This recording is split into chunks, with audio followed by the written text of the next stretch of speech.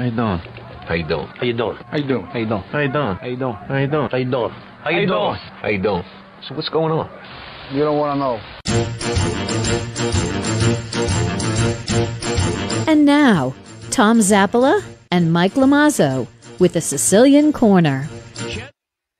Mikey boy. Hey, Thomas, I always do this. I forget. See, I like to have my iPhone, the show on my iPhone also, so that if something happens and someone's asking us a question, I can answer it being the professional that I am. Oh, absolutely. All right, now it's up and running. How you doing, Mikey boy? You know something, kid? This kind of weather, man. Mike, try looking at the camera. Do me a favor. You say that one more time. Well, I'll come to. I'll tell you what. I'll come through this camera and rip your nose off. How about being professional? Rip your nose off. I'm gonna rip my nose off. Hey, Wow. couple of things. First of all, it is a beautiful day, Mikey boy. This is a day to prance around naked outside in your yard if you have the abilities to do so. And also to plant some mums. To plant some mums? Yeah. Oh, hey, Linda Stefano, Andy Parisi. I like Andy's he's a Peter. Love Peter. Andy and Barbara are related. I did not know that. Yeah. Yeah. My tomatoes are just off the charts. Off the charts. We are very thrilled. Thank you, Peter. But we're not going to talk about those again. Mikey, the feast last week. Yeah. I had a good time, T. Did you miss me? Really. I told you. I told you that off the air a few minutes ago. I says it was really strange not having you in particular and a lot of our regulars that normally come to every feast. Yeah. But I have to say the people who were there, I think the attendance was off a little bit, especially on Saturday. Yep. But the ones that were there had a ball. And on Sunday night, they didn't want to go home. They did not want to go home. And, we had the B Street Bombers for a contract for 90 minutes. And we duped them a little bit and asked them to stay for another half an hour. And the people didn't, even then they wanted more. But it was good. It was something. The only trouble I had, right? I get home Saturday. Now it was a long day for me. And I tried not to walk. I never walked past the society. I stayed on that bandstand for the whole 2 days. That's the truth. Yeah. But when you were having some physical issues. But when I got home Saturday, David, you'd love this. Yes. I could not get my shoe off. Oh, really? My foot was so swollen. I got the scissors. I thought I was going to have to cut it off, but I finally was able to pry it off. But Jesus, my foot was like twice. Well, hold on. Let's chat about this that. Achilles tendon is. Boy, I'll tell you, that's we've heard. Yeah, I know. That. Let's talk about the shoe. I want to talk about the shoe. The slightest little thing. It's a major freaking deal. Let's talk about the shoe. What was it? Corinthian leather? What kind of a shoe was it that you almost had a wreck? I actually got the shoes from my foot doctor. Oh, there were special orthopedic things. Yeah. Oh, you must have looked like. I did. I looked like I was at the Prescott. Did they have tassels? No. They're extremely comfortable and a lot of support of my heel. This Achilles heel thing, David, I don't know if you've ever had a problem with yours. This is the first time in 76 years for me. And boy, painful as a mother. Hey, I have an idea, Mikey. Yeah. Why don't you move the camera up by your window so then you're looking in the camera and out the window at the same time? I don't know why you say that. I'm looking right at the little hole. David, would you help me here, please? Would you every time he looks at the window, we need a buzzer, some type of a buzzer. A buzzer. I am looking right at you. Now right you at are. the hole in the camera. Now a little hole that lights up. That's what I'm looking at. For the first time in 69 years, I was not at the feast last year. I made the 11th hour decision not to attend. After a conversation with my physician, my rheumatologist, who recommended that, for this year, why don't you just stay home? And I've had my 2 shots. I had those a long time ago. Tommy, there was a lot of separation, though, truthfully. No, I believe that, Mike. When we put the chairs out, and I have to give a shout out to the entertainment guys. Joey McQuarrie, Jimmy Samataro, Joe Delali, Tony Parmesan. You know something? They did a great job this year. I mean, it was local talent. I get that. And that was by design. But we had a ball acting out. What a nice acting group that was. David, there were 22 kids and young teens, if even teens. And they did a play, and I loved every single second of it. And they came back on Sunday and did it again. And this was during off hours. You know what the best part about it was? I got a chance to meet a lot of their parents, grandparents, uncles, aunts, people that are not familiar with our feast. So this may have been the first time they were there. And they had a ball. I mean, on Sunday, I was seeing they were in costume. On Sunday, they were still there walking around at 6 o'clock at night. It was great. It was great. Well, I'm glad it was a success, all things considered. It was a crazy year, and the guys did a great job. Everyone did a great job. Joey Grieve was disappointed you weren't there. This was the let's see. This was the 13th year that Joey did the national anthem for us on Saturday and opened the feast. And on Sunday, this is kind of a unique story, guys. Back in 2004, we had a little infant, 2 months old. Her name was Bella Parada. Her father, a lot of people probably remember her dad. He owned Parada's drugstore up on the Prospect Hill. Anyway, he handed this beautiful baby up to the Vada, Tom. Yep. And of all the guys that he had was Jimmy Piemonte. Okay. And Jimmy held her up and had the saints bless her and then handed her down. Well, now we fast forward 17 years later. This 2-month-old baby is a senior at Central Catholic. Nice. A beautiful young lady. And I had her come out, and she did the national anthem, and she did God Bless America. What a nice job. And next year, hopefully, she does country music. Hopefully next year we're going to find a spot for her and let her entertain. Good. Sounds good. Well, I missed it. I missed you guys. Next year we move on, and then we have the 100th coming up. So it's all good. It's all good. Hey, just again, a lot of people, by the way, you know what the topic of conversation was at the feast, David? What's that? A lot of people talked about how lousy the summer was here in New England.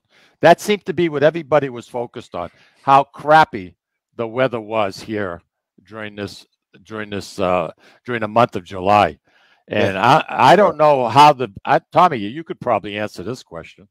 I don't know how people at the beach, vendors, how they actually did, because there were so many weekends where the weather was rainy, cloudy, damp, cold, 120 degrees or whatever the case might be. It's hard to figure. It's hard to buy for, especially when you're dealing with perishables. And I was just wondering what kind of a season they're going to end up with. I got a feeling, some days, like in the middle of the week, like on a Wednesday, they were probably packed. And then come the weekend, that's when you usually do it, they didn't. Yeah, so I'm not sure, Mike. And if you spent $3,500 to be at Salisbury or Hampton or more, and you got a week where you got 3 or 4 days of rain, and you got young kids, man, I can't even imagine. Yeah. And I agree. I mean, it was just a crappy summer. I see that the high tides have been causing some havoc again up at Plum Island. Nature. You want to build so close to the water, you got to expect some agita. And I don't know. They can bring in these sands. They had these during the winter. They had these 5,000-pound bags of sand. They had to come in with a backhoe to pick them up, put them down. And they completely disintegrated. The tide just wiped them out. Tommy, I don't know if anything can actually be done to stop the erosion that's going on at the beach. What do you think, David? Zero chance you're going to stop the ocean. Yeah, I don't think so either. I think, especially yeah. with the tides getting higher and I higher. think the and east higher. side of Plum Island is in trouble. I think they're It's going to gonna- remain yeah, in it's, trouble. it's going to I don't break. think it's going to happen during our life where it's all wiped out. I think No, I think what's going to happen is the tide's going to come in, cut the island in half. The east half is going to flow toward Rockport, and maybe join Rockport. no, I don't think that's going to happen. But the You don't think so, huh? no, but the lucky part of Plum Island is going to be the east side, the side facing the bay, because those houses are pretty safe right now. Yeah. Hey, listen, not to change the subject, but to change the subject. We got a couple of congratulations. We do have a programming note. As many people know, going to be moving into a new studio. The Studio 21 Podcast Cafe. We moved it out 1 week. Our start date is going to be Friday, October 22nd. We'll be broadcasting our first show from the new podcast studio. So Studio we're really 21. Yeah, we're really excited about it. We are going to attempt next week, and we just talked about it before we went on the air today. As you know, we've been working remotely, but next week we're going to talk to Pat Costa. Pat is the founder and owner of the Costa Eagle Media Studios, and we have been associated with Pat for 21 years, Mike and I. So next week we are going to chat with Pat, and we'd like to do a show. We're going to see if we can pull it off, a show in the studio, just reminiscing about the 21 years that we had at starting with WCCM and then at the Costa Eagle Media Broadcasting Center, Net Studios. And, we've met a lot of great people, Mike, over the years. Starting with Bob Ellis, our first producer, and then, from Bruce to John Bassett. John Bassett, Johnny Vegas, nice people. Just great people. So we're gonna ask Pat, and we'll have some fun with that. So again, start date is going to be on October 22nd. We're really, besides Facebook Live and YouTube, you're going to be able to listen to us. And by the way, we're not going to be available on the other platforms until around December 1st. It takes about 7 weeks, they said, 6 or 7 weeks for all the platforms to come together. But eventually we're going to be on, Spotify, Pandora, Alexa, all of those, TuneIn Radio. And we're still going to be in WCAP. So we're looking forward to it. It's going to be fun. No, this is exciting. It's exciting. Hey, David, do you still have a picture of the studio in your archives, or is that gone? I can go track them down. No, don't bother. If you can't, don't worry about it. What else? I just want to get back to the beaches for a minute because I was just thinking about this as you were talking. Sure. Because I really don't like to pay attention to you too much. That's quite all right. Yeah.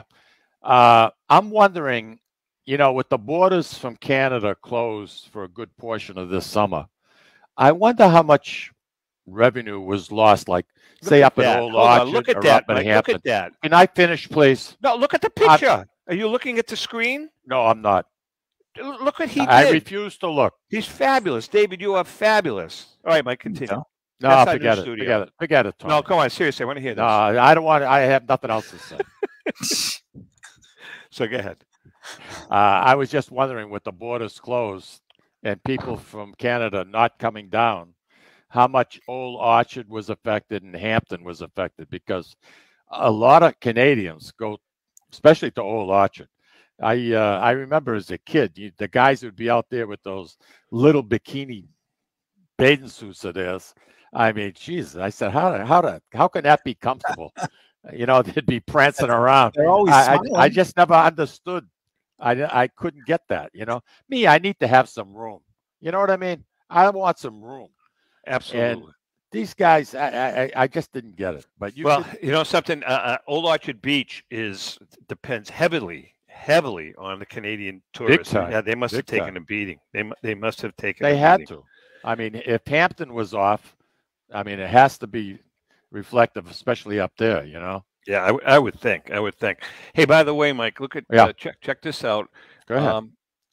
It's my new pet. Oh wow! This was my Blue Jay. We put him back together, put his tail back together, and he's the one that was attacked viciously by the cardinal. And cardinals don't attack anything. Well, he was. He was aggressive. He was off his tail, for crying out loud. Cardinal. They were. But again, I think the cardinal now is either my mother-in-law or my mother. So. You know something? That's nice. I tip my keeping hat. an eye on you. Absolutely, I tip my hat to them. Are you kidding me? You know what I like about the Cardinals, Tom? They stick around for the winter, and they're so beautiful. The male is so handsome in the snow. I mean, David, I think you'll agree with me. You have some Cardinals in your yard, David. Absolutely, they are beautiful, and they mate forever. I mean, you see one, you see the other. If the female is eating, the male is watching. I love that. To me, that's what it's all about. It really is. That's beautiful.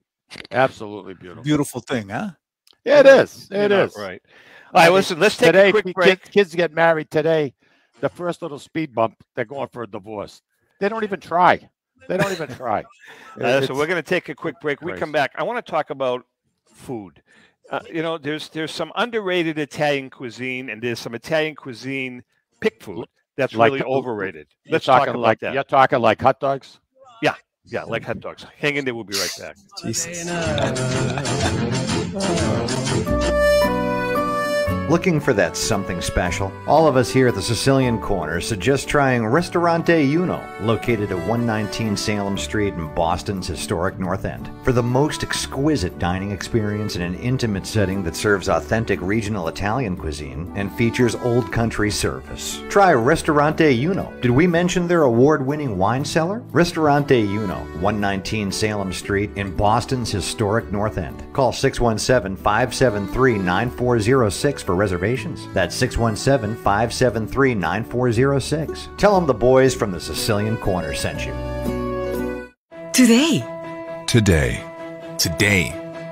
Today, Lawrence General Hospital has affiliations with leading Boston academic medical centers. Top specialists from Beth Israel Deaconess Medical Center and Floating Hospital for Children at Tufts Medical Center work with our local doctors to bring world-class care close to home. Today, amazing partnerships are happening at Lawrence General Hospital. To learn more, visit lawrencegeneral.org/today. Italian artisan cuisine combines simple, fresh ingredients with time-honored preparation to create an incredible culinary experience. At Tuscan Kitchen, located in Salem's historic Depot District, talented chefs prepare everything in-house from scratch for all to see. Guests enjoy their meal literally in our kitchen as food is prepared right in front of you. Wood ovens burn from morning till night, roasting vegetables, baking bread, and firing delightful thin-crust pizzas. Prime steaks are seared on a wood grill. A rotisserie slowly roasts marinated whole chickens and lamb, while a pasta maker creates fresh fettuccine. More than just artisan cuisine, Tuscan Kitchen features the wine bar, live entertainment, weekly wine tastings, and elegant private dining and event space. Call 603-952-4875 or visit TuscanKitchen.com to make a reservation and learn more about the culinary adventure that awaits. In Italy, cooking is an art form. Tuscan Kitchen. Experience artisan Italian. Essex Orthopedics and Optima Sports Medicine each pleased to announce the opening of their American College of Radiology accredited MRI unit at their location at 16 Pelham Road in Salem, New Hampshire.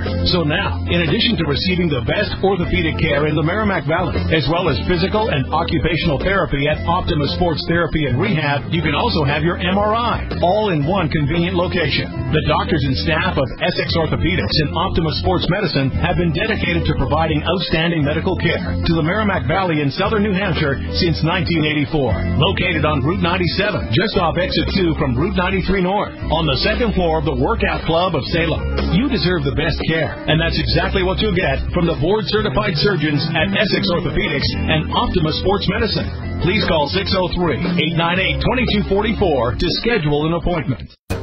A loyal sponsor for the Sicilian Corner is Hilton Oil Company. Hilton Oil has been located right across from the South Lawrence Common since 1932 at 101 South Union Street. Hilton Oil Company specializes in 24-hour burner service, oil deliveries, including automatic deliveries, serving all the Merrimack Valley area, plus portions of southern New Hampshire. If you want your car fixed right the first time, bring it to Hilton's state-of-the-art service station. Remember, Hilton's is also a Mass State inspection station. Hilton Oil Company, 101 South Union Street in Lawrence. Call 978-687-9793.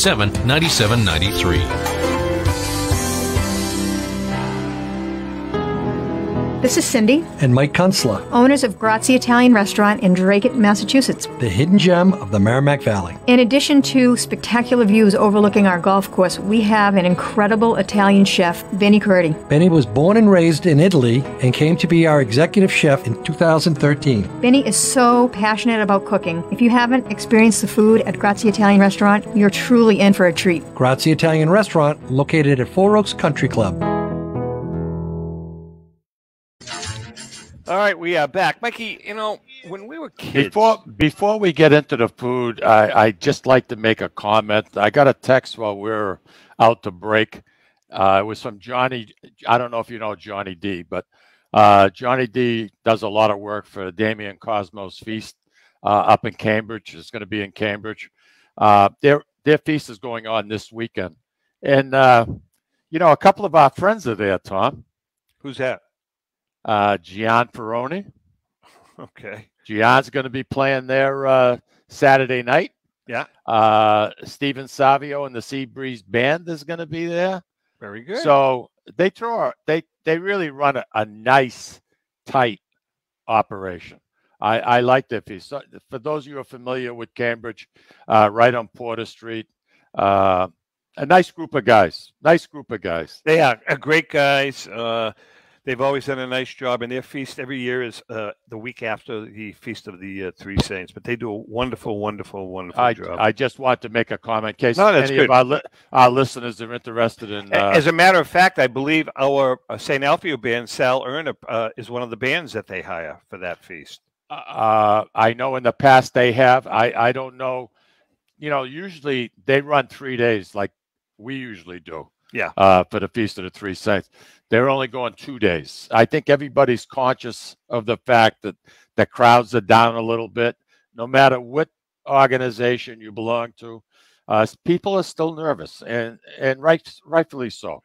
You know, Mike, there was a couple of reviews I meant to regarding the feast, though, just not to dwell on it. But yeah, you know, I got some reviews on this year's parade marshals and the manner in which they led the organization down the streets in the procession. Very precise. I thought it was that's not what I thought. It was a military band. Well, first of all, you weren't even there for the procession on Sunday because you were incognito down by the bandstand. However, yeah, I know, but they had to come right by me. Right, and that was just a little turn. The reviews that I got from unnamed associates said that one Ronnie Valenti was spectacular, and if it wasn't for Valenti, they would have. Not true. Well, I'm just telling you.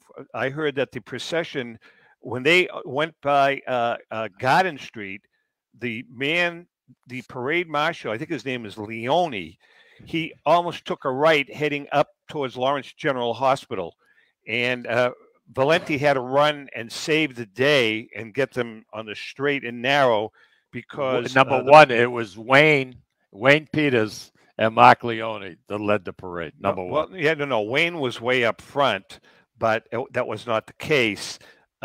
Ronnie Valenti. See, Mike, this is what you have to understand. Yeah. Okay. Yeah. Okay. The most important person directing that procession is not the person in the front. It's the person in front of the Vada, because the whole key is to keep a nice tight space between the Vada and the band. Because how come you never did that? I do it every year. It's because the parade marshal, one Mark Leone, is not paying attention, and while we stop the Vada because people want to give money, he keeps marching.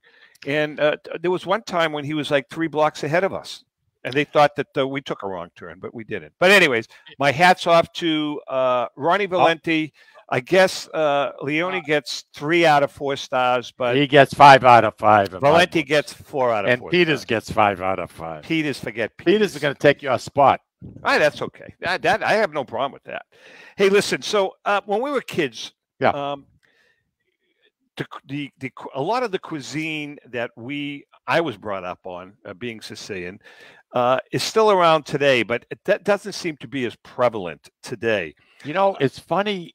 It's funny you're saying that because, like, in my family, we were more Americanized, if I can use that word. Yeah, no, that's fine.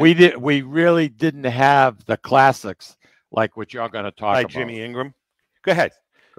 No, I want like give me an example. So in other words, I mean, we're a more basic American food, whereas like you ate a lot of beans and stuff like that. Mike, I would come home from Holy Rosary. This is the God's honest truth. At least once a week. It was usually on Friday at Holy Rosary. We had pizza. We had Napoli's pizza. And you used to go get it, right? Correct. I was the pizza guy. Louis Nicotra and I. But and how long would it take you to get the pizza? Well, that's a whole different story. We got fired. How many classes did you miss? Well, we got fired eventually, and I'll tell you why. It's kind of an interesting story. We were picked in 8th grade. Louis and I were the I have one guys. better. We were the pizza guys. Yeah. So we would have to go down. They gave us this big cart, and Louis and I, for the whole school, and at about 11 o'clock, lunch was at 12. About 11:15, we would take the cart, leave school, and wheel it down around the corner to Napoli's Pizza. Now, it just so happened that I won't mention the gentleman's name, but the gentleman, Napoli's Pizza was kind of like how do I say it? It was a twofold operation.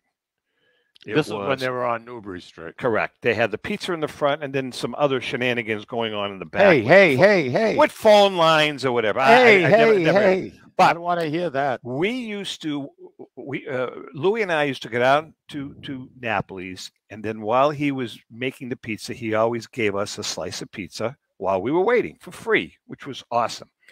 But then, we started shooting the breeze with him, and before you know it, we started getting back to the school at 5 after 12, noontime. So they finally canned us, and they replaced us with 2 other pizza guys. But anyway, I used to come home. I wanted to tell you, where you're talking about leaving school and going to pick something up. At Christmas time, I was vice president of my class. I used to also sell Christmas trees in the winter around Christmas time up in Salem, New Hampshire at the Butcher Boy. Yeah. So being a vice president of my class, I took on the responsibility of going to get Christmas trees for all 4 classes, freshman, sophomore.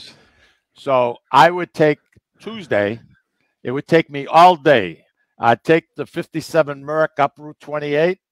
I'd go on my Christmas tree lot, pick out a tree, put a fresh cut in it.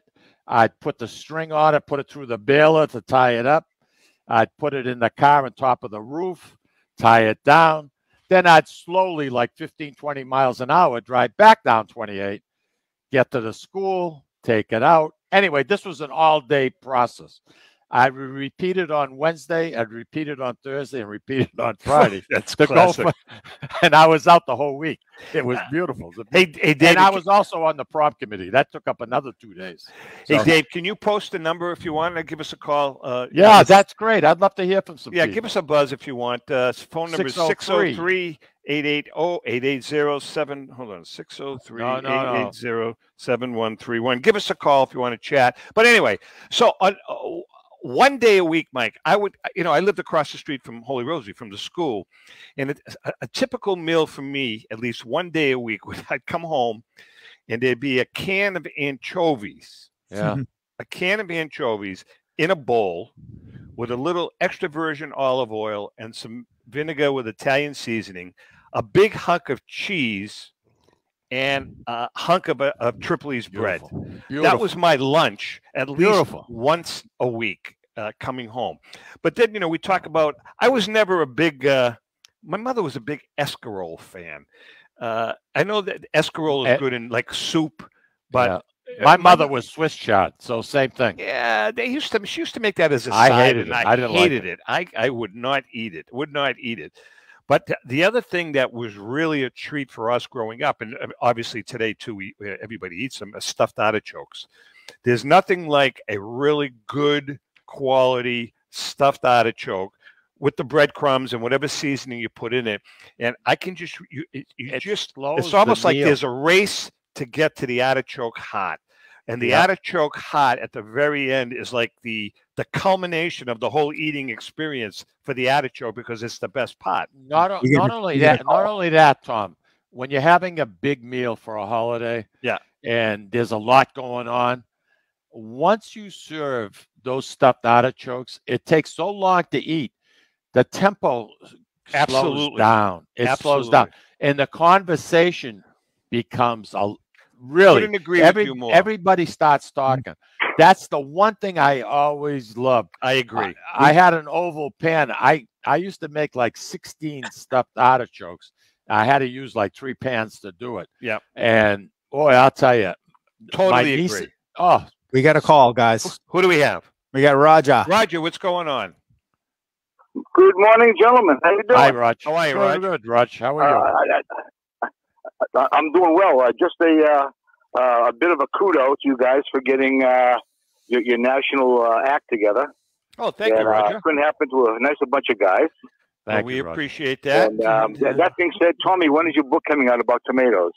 That's not for another year and a half. It's going to be tomatoes. Yeah. I didn't tell you that. No. Yeah. It's a new book that I'm going to be writing. It's called My Life in Tomatoes, and because see, we do a lot of things different than just grow them and pick them.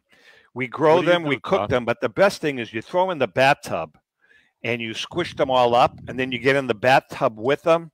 It's an amazing feeling. Amazing feeling. And I still, when you say that, I'm thinking of I Love Lucy when she was stopping the grapes to make the wine. The grapes, yeah. Now, Roger, actually, Tom, have you planted your fall crop yet?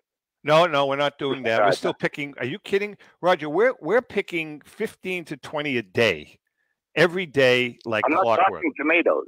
Oh no, what are we talking? I'm talking turning over your garden. I have now four kinds of radishes. No. 3 types of lettuce. No, we're not doing that. We're just growing tomatoes and peppers, basil. That's it. See you next year. Roger, you know what surprised me when I was at your house yesterday? The flowers on the scallions. Yeah, I thought it was great. I mean, geez, you should see the bees on those flowers. Oh my God! And those bees, you could put them right in your hand; they won't bite you. Really, they're so docile. Nope. Roger, can you answer a question? You're in tune to nature. Can you tell me what purpose a freaking hornet serves? They are somewhat of a pollinator. They are. Man, yeah, I didn't know that. I mean, in fact, like bees, there are a bunch of different kinds. And Tom, being the tomato expert you are, that I know you are, you must know that there's a hornet that attacks the hornworm, which is the caterpillar of the hummingbird moth that decimates tomato plants. Well, we haven't.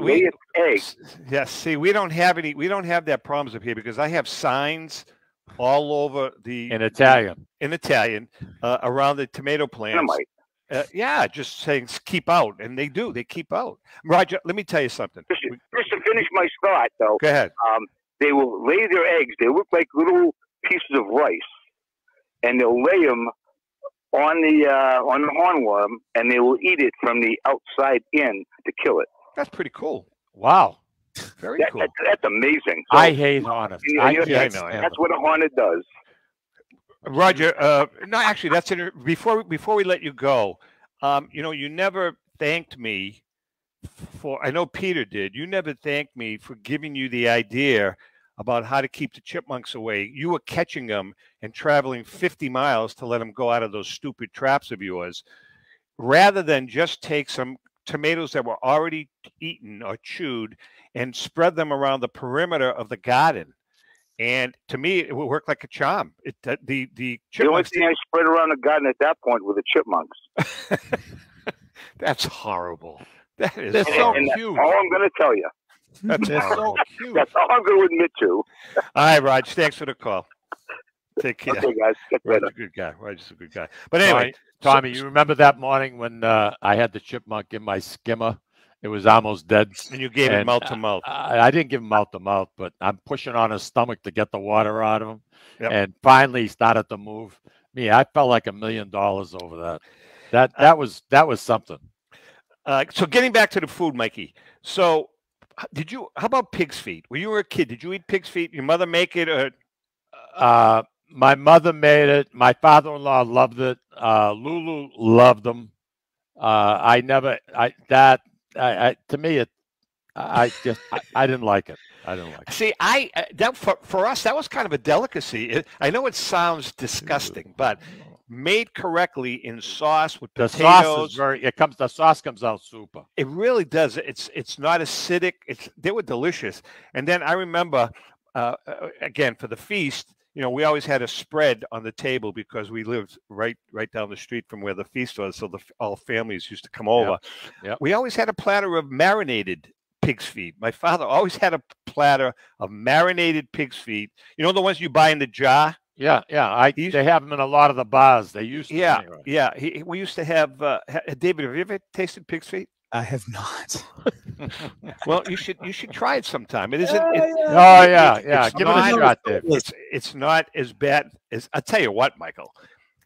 I'll tell you one. Go ahead. One delicacy. Cholesterol be damned. No, I'll tell you one delicacy that I was never a big part of, especially during Christmas season, is bacala. I think bacala is the most horrid tasting, or storku. I think it's the most horrid. I love the potatoes. The potatoes to me. I make a meal out of the potatoes. I'll eat a little bit, and it all depends on the cod that's dried. I think cod sours the flavor of the whole thing. I was never. No. If you soak it in the bathtub, and now what do they do? They get the salt out? Is that what they put? Yeah, because it's all cured in a brine. Okay, so you have to soak it for at least a couple of days to get it. And if you do it right, it's. I mean, in Italy, a lot of Lucille's relatives, they loved it. So the other thing that I still love, and our good friend Antoinette from Molise, for several years, she cooked our food once we stopped cooking for Christmas Eve. Smelts, fried smelts, made the right way, are absolutely delicious with some lemon juice on it. Very, very, very tasty. Again, a lot of people don't like them. They do smell up your house when you're making them. But I used to love fried smelts. You don't get stuff like that anymore. Well, we were driving down from Nice going to Monte Carlo with Lucille, and we passed this restaurant up on this hill. It looked beautiful. Long story short, because I know we got to take a break. Walked in. Well, everything's in French. I don't understand it. So I saw that they had like a bouillon base. I know what that is. Yeah. Lucille orders this dish, and it's these huge smelts with the heads and the tails and everything else. She looked at it. She says, "Let's swap." She took my dish, and I ended up having her dish. Did you like them? I put that hot mustard over it, and I would pick it up and chow on them and down. You got to be careful with smelts, though, because they have those little bones in them. Little bones in them. Yeah, you got to be real, real careful with those. We got another call, guys. Got another call. Neil. Yeah, we'll take a quick call. Neil, how are you? Neil DeLuca, how are you, Neil? I'm doing great, guys. How are you? Good. What's going on? Pig's feet in the sauce. Oh my God, that brought back so much. See, am I wrong? I mean, people turned their nose up at it, but it was a great dish. You know what it was? Yeah, it kind of cut the sauce for what cooking the pig's feet in the sauce. Cut the acidity of the sauce, so it was almost like a vodka sauce after you were done with it. It was delicious. It got lighter, right? Yes, much. Yeah, much and lighter. The pig's feet would absorb the sauce. So, quick funny story: my wife's first time at dinner on a Sunday, we there's a big spoon, a little spoon, and a plate, and a little plate. She says, "What's that for?" I said, "You'll see." my mother brings out the pasta. We had cavatellis and pig's feet, which was the best. Yeah. And me and my brothers and my family, we start sucking on the pig's feet, spitting off the bones, and my wife's like, "Oh my God, what did I get myself into?" That's absolutely that's the way they looked at it. My wife, same thing. You know, not Italian, but you have to understand. We're gonna take. You had to put a napina underneath your chin because of course it was a mess. It was a mess. But Peter, before we let you go, I'm a big cavatelli guy. We use a lot of cavatelli. You're talking about the ones with the little cheese in it, correct? Yeah. Yeah. They have their little curls. They have cheese in it, and we actually eat them with a spoon with sauce. All right, Neil. Thanks for the call. We're going to take a quick break. We come back. Thanks, Mikey's going to talk about returning to sender. Mikey, I want to ask you about that. How do you return to a sender? Hang in there. We'll be right back. This is David from the Sicilian Corner. You know, Mike, Tom, and I love to go to Salisbury Beach, but we love different things and we can never agree. Tom likes the casual family-style dining with great Italian cuisine, Capri Seaside Italian Grill. Me, I love the elegant romantic vibe, Sea Glass with the amazing view and terrific menu with prices that'll make it the place you want to visit every week. Mike loves a drink in his hand and a cool ocean breeze right off the surf and the rhythms of an even cooler reggae band. We all know Mike loves Bob Marley tunes at Surfside. Who doesn't love a great show? National acts, comedy, regional favorites, and the beautiful and intimate Blue Ocean Music Hall. Lucky for us, Atlantic Hospitality is the host of all these great places, and they treat everyone like they're Mike Lamazzo. And best of all, we never have to choose. Park the car once and all of this fun is right at your fingertips. We can have it all in the heart of Salisbury Beach. Find out about all the ways you can have a great night at Salisbury Beach at NorthshorePavilion.com. And Mike, Tom, and I will see you there. This is Tom Zappala. Located in the heart of downtown Haverhill, the Haverhill Beef Company is a full-service, old-fashioned butcher shop and meat market that continues to be a valued family tradition since 1952. Peter and Monica Carboni's Haverhill Beef offers individualized service from an outstanding selection of marinated sirloin tips, homemade sausage, marinated chicken, and thick, juicy Chairman Reserve steaks. Your family deserves the best, so call Peter at 978-374-4795 or visit their website at www.haverhillbeef.com. Hi, this is Mike, and I would like to tell you about the Deborah Care Law Offices, a firm that is focused on estate planning, probate, trust administration, and elder law issues.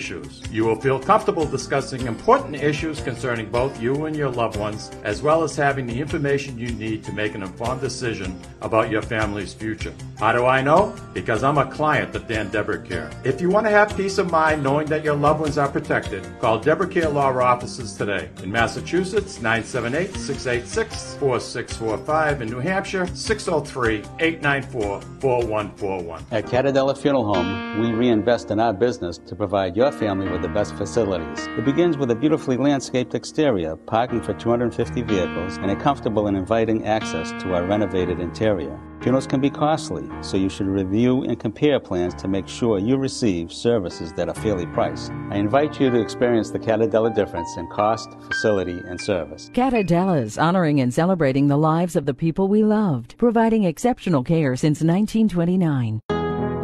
This is Cindy. And Mike Kunstler, owners of Grazie Italian Restaurant in Dracut, Massachusetts. The hidden gem of the Merrimack Valley. In addition to spectacular views overlooking our golf course, we have an incredible Italian chef, Benny Curti. Benny was born and raised in Italy and came to be our executive chef in 2013. Benny is so passionate about cooking. If you haven't experienced the food at Grazie Italian Restaurant, you're truly in for a treat. Grazie Italian Restaurant, located at Four Oaks Country Club.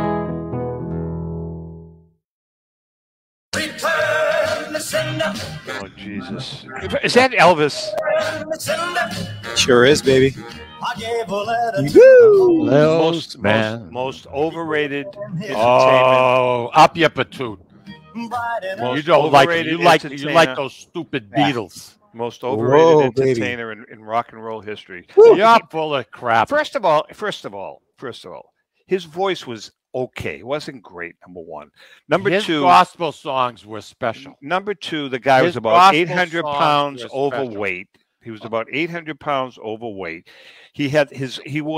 Why even bring up a weight issue? He wore the silliest outfits. A guy used to wear. He used to wear. He was white, expressing himself.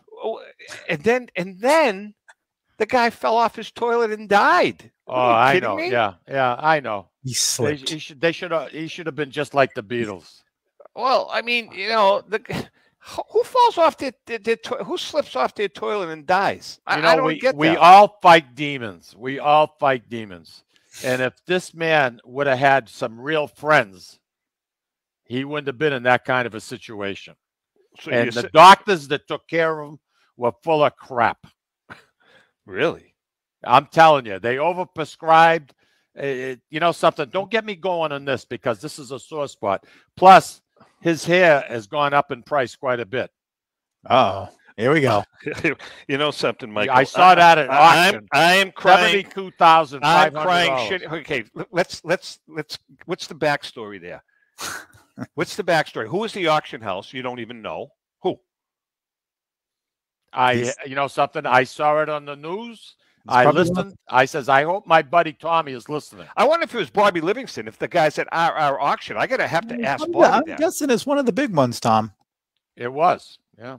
It's anyway, got to be. Return to sender. Let's wait get a second. No, wait a second. Before we do your return to sender, how do they know that it was Elvis's hair? I want to because it came from his barber. Homer was a very dear friend of his. You're telling me that the barber saved his hair for Elvis? Yep. After he would cut it, would save the hair? He saved some of it, yep. You don't think that's a scam? Well, there's paperwork to go with it. So from the barber? You want to talk about some of the things that you believe in. So, David. Provenance. Tommy, it's provenance. Yeah, but David, the provenance coming from the barber doesn't really cut it. It's like me. Cut it. It's like me picking up Mike's hair and saying, it doesn't work like that. The provenance has to come from a third party grading company. So someone has to see the hair be cut and put into an envelope or something, and that's DNA maybe. That's exactly what he did because he used to cut his hair at Graceland, and that was the only hair that was on the floor. And he would sweep up to clean up before he left, and he saved some of it. So something. How much did he make? So he sold one strand of hair, or it was like a little vial of hair for $72,000. So how many times do you think he did that? Tommy, this was an auction. That's the most money the hair has gone for. I have my picture with some hair. So something. I'm not selling it because to me it gives me a lot of pleasure. When I put that Bose unit on and I got the house rocking with a little bit of Elvis Presley. And you're looking I look at those pictures. I can relate to him. You know what I mean? I grew up with his music. Yeah. And I love his music, especially his gospel. His gospel to me, and Barbara agrees, Nancy agrees, his gospel is special. Man, I'll tell you. Well, does Barbara have any affinity at all for the Stones or the Beatles or the Kinks? She likes all kinds of music, all genres. So, okay. All right. Something. Anyway, I want to get back to Return to Sender. Return to Sender was just a little something as a tease to throw you off. Which is very easy to do. Extremely easy. David, Tom, have you guys ever heard of K2? Sure. That's a gel. We've used it a few times. Oh, that's KY. I'm sorry. See, right away, your mind. That's a joke. Goes right down. Okay, David. Ouch. Yeah, really, ouch. K2. Wait a minute. K2 is a vitamin, isn't it? Vitamin K2. No. Is it a battery for a car? A charger? No. K2 is a synthetically made marijuana. So what's happening? Well, that's against the law. That stuff is not good. No, it's not. So the Essex County Sheriff, he's having a serious problem right now. In Middleton, there's 1,000 inmates there. Yes. Over at the farm over in Marsden Street. Yeah. Just before they get released, there's a bunch of them. Yeah. And the girls' prison up in that's also a release program up in Salisbury. Well, what's happening? Wait a minute. Where in Salisbury is there one? I'm not 100% sure. I haven't been there, but I know there's a big facility. I did not know that. Okay, so let's get to the point of this. All right, please. A lot of times, these inmates are getting letters from their loved ones, girlfriends, boyfriends, whatever the case might be. Sure. But they're getting the paper, David, and they're spraying it with this synthetic K2 product, which is a marijuana laced. Interesting. And the inmates sit in their cell after they've been pumping weights. That's another thing they should get rid of. Let these guys work, a woman work. Anyway, I deviate. They sit there at night and they eat the paper that's got the marijuana laced into it. So now the officials are catching up to it. So no more now. If you write to somebody, say in Middleton, that letter is going to go to Missouri, and they're going to make a copy of it, and they're going to send that copy to the inmate. But okay, so and they're getting high. They're getting high. No, but I'm saying, and the person that's mailing it is not putting any return address on it, so they can't trace it back to the person who sold it. This is the whole thing. Because they're breaking the law.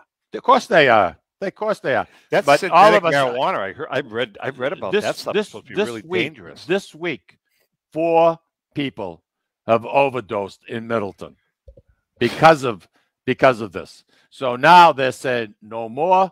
Everything gets shipped to a separate company in Missouri. They make a copy, and then that copy is what's going to be sent to the inmate, unless it's legal. Now, what's going to happen? When I say legal, if it's a document, say, from a lawyer's office, they have to, by law, send it to the inmate. But how many of these legal documents are going to be signed by lawyers that don't even freaking exist, that are people trying to take advantage of a situation? They should have never stated that. Our prison system does need a little revamping, I would think. You know, it's. Do you remember the Charles Street jail guys on Storrow Drive? Yes, that's the old. That's where the hotel is now. Yeah, the Liberty Hotel. Liberty Hotel. What a job they did. I mean, with this old jail, to be able to transform it, to be able to have the foresight, the vision to create something like that, it's unbelievable. You know what the restaurant's called in there? Clink. The Clink. Yeah, what did I just say? Yeah. Yeah, it's pretty cool. Yeah. Pretty. I cool. like it there. I've never eaten there. The rooms are nice, Tommy. You know, a lot of the ball players, baseball players, stay there.